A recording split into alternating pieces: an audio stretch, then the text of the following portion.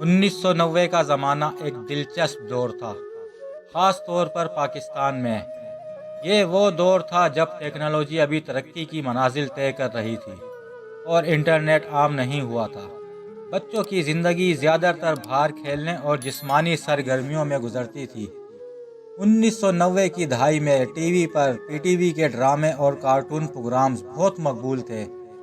بچوں کے لیے عید، محرم، شب برات، ربیع الاول اور دیگر مذہبی تقریبات کا جوش و خروش الگ ہوتا تھا۔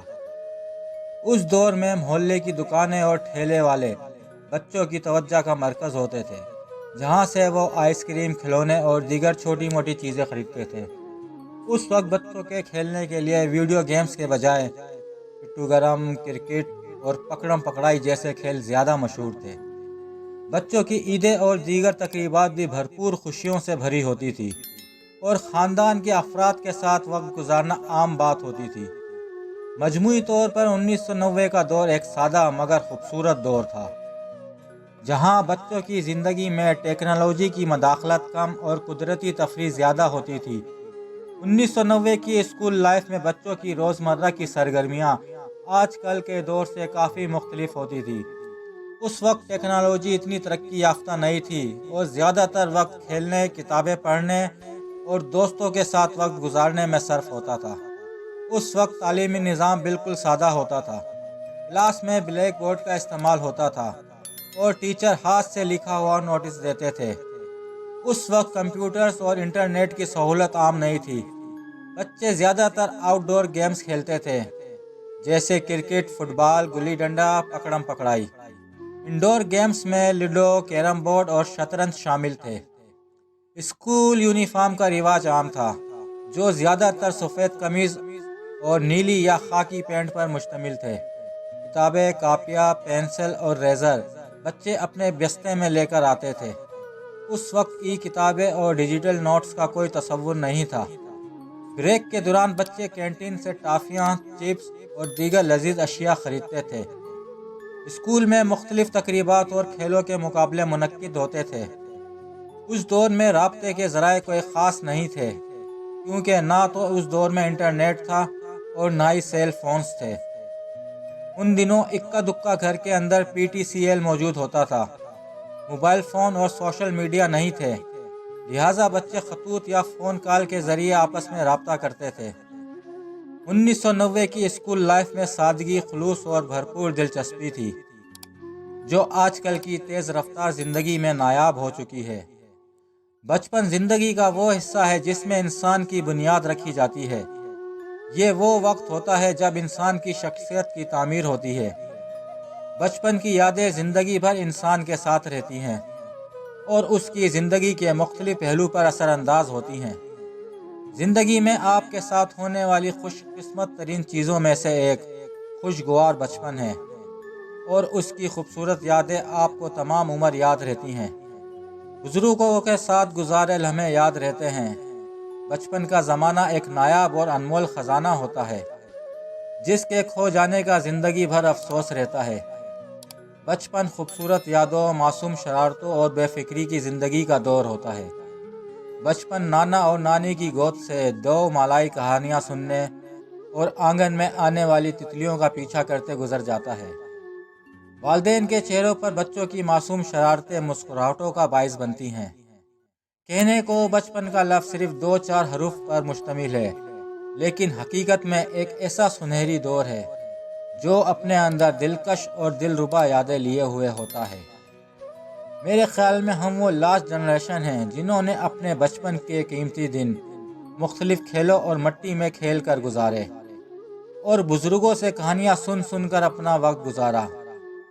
ہم وہ لاسٹ جنریشن ہیں جن کو رشتوں کی اہمیت کا پتہ ہے، اپنے بزرگوں کی اہمیت کا پتہ ہے۔ دیکھا جائے تو آج کے اس ٹیکنالوجی کے دور میں ہم اپنی وہ بچپن کی قیمتی یادیں لیے پھنس کر رہ گئے ہیں۔ دل کرتا ہے کہ وہ وقت واپس آ جائے جب ہم خوش ہوا کرتے تھے، سادہ زندگی بسر کرتے تھے، نہ کوئی ٹینشن، نہ کوئی کام، بس سارا دن کھیل کود میں گزرتا تھا۔ وہی دور بہت اچھا تھا۔ اس دور کے لوگ بھی اچھے تھے۔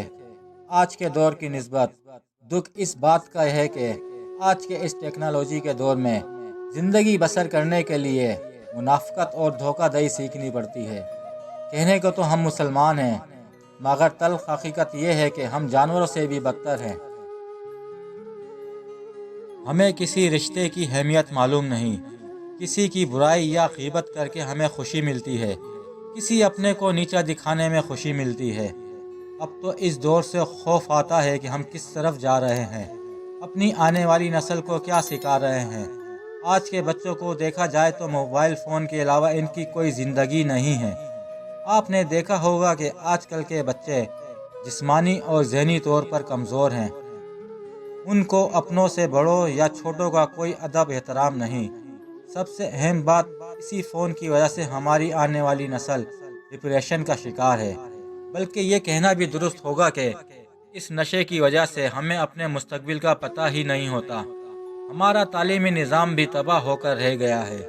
اس سے پہلے کہ ہم مزید تباہی کی طرف جائیں، ہمیں چاہیے کہ اپنے بچوں کو ان نئی سہولیات کے ساتھ ساتھ تمام رشتوں کی اہمیت سکھائیں، بزرگوں کی اہمیت بتائیں۔ ہمارے بزرگ ہمارے لیے قیمتی اثاثہ ہیں، اور اس بات کا ہمیں ان کے بعد پتہ چلتا ہے۔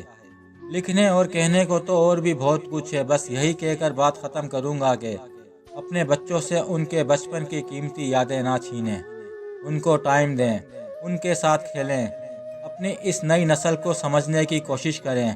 آپ کے بچے ڈپریشن کا شکار ہیں، ان کے ساتھ بیٹھیں، بات کریں اور اپنے دکھ سکھ شیئر کریں، اور ان کو گزرے ہوئے وقت کے بارے میں ضرور بتائیں کہ آج سے 25 یا 30 سال پہلے ایک دور ہوتا تھا جس میں محبت، سادگی، بھائی چارہ اور ہمدردی تھی، لوگوں میں ادب احترام تھا۔ آج بے شک انسان چاند پر قدم رکھنے جا رہا ہے، مگر اس سے پہلے کا دور بہت سہانا دور تھا۔